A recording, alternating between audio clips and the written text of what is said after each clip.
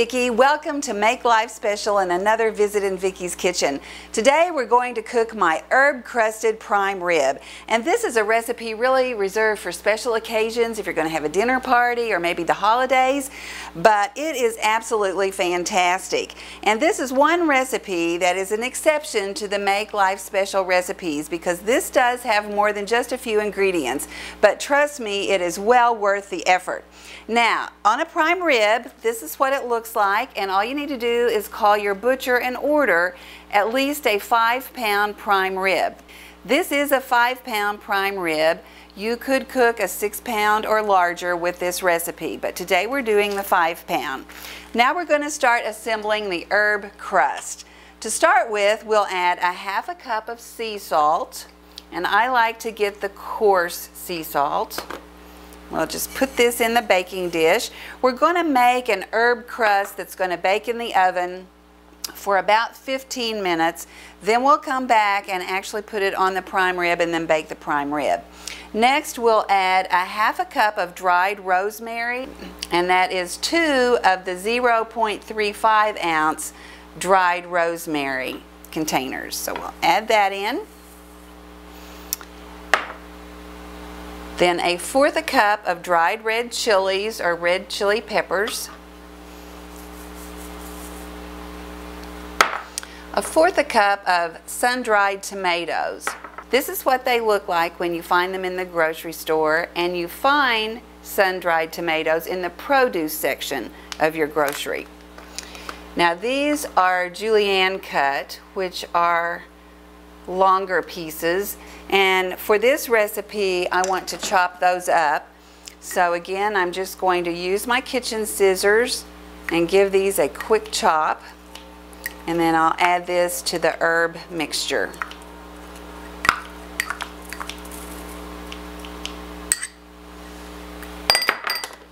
Then we're going to add 2 tablespoons of parsley,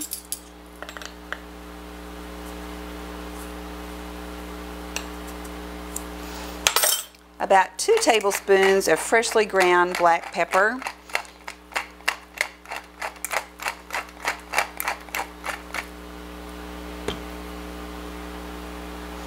a ½ teaspoon of dry mustard,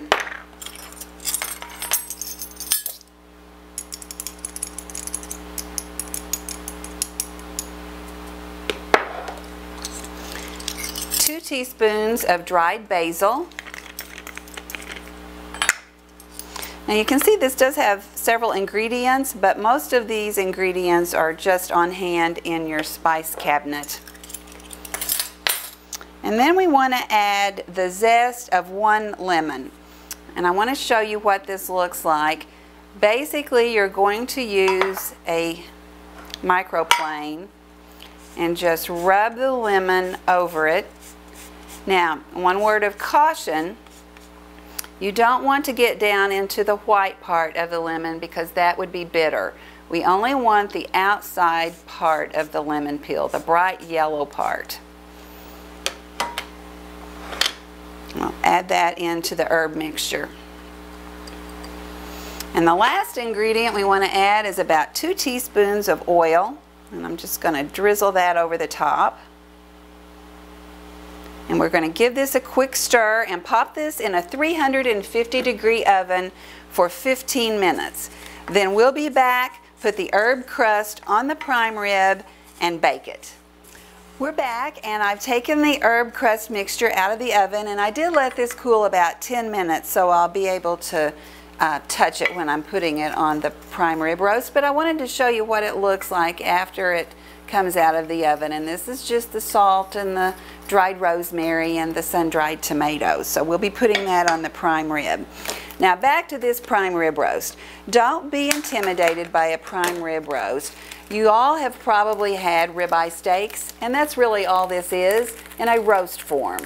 And when you order it from the butcher, your butcher will cut it to the size that you specify, and generally you're going to want to cook at least a 5-pound roast.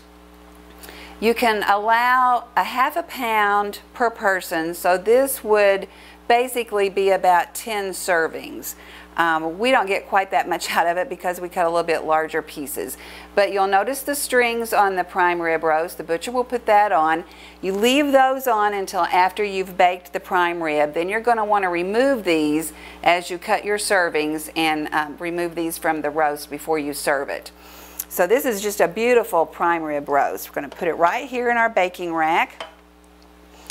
And we need to just drizzle a little bit of olive oil on it, just so this herb crust will stick to it. And then we just begin by sprinkling and patting this herb mixture on the prime rib roast.